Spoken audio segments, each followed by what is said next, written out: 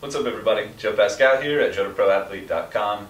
I'm back here with Dr. Ed Race at Alliance Soft Tissue Center, and today we're going to talk about some common pain conditions of the upper extremity, pain that you can get in your elbow, and some things that commonly happen from some sports that are coming up pretty soon here in the spring.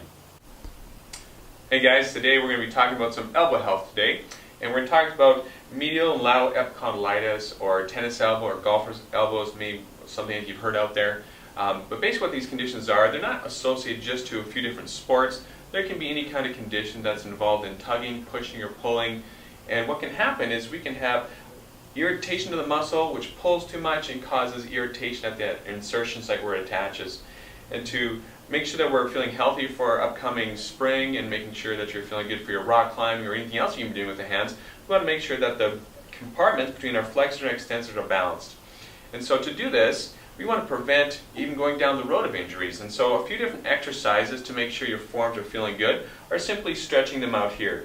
In this instance, I bend my elbow, flex those fingers. I want to extend my arm nice and slowly like I'm bumping that volleyball. Give myself a nice smooth stretch. All stretches should be held for about 20 seconds or so.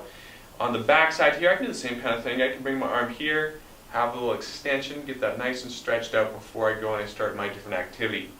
Now with flexibility, we also want to increase our strength as well. And so doing some exercises to help strengthen the forearms is extremely important. But it's important to understand that there's a balance between our flexors on the front and our extensors on the back.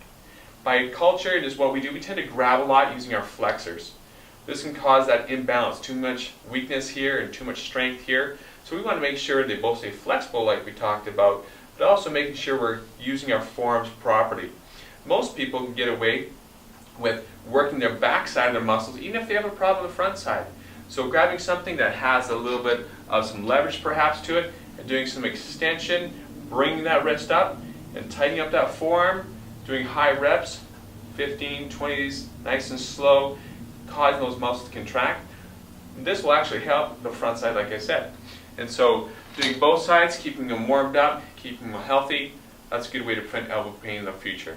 If you do have elbow pain, localized ice on the inside and the outside are extremely important to reduce that irritation and reduce that inflammation. If you have any questions or concerns, or if you've had this condition for more than a few weeks, it's a good time to talk to the healthcare provider and see if this is something they can help you with. Thanks for joining us today.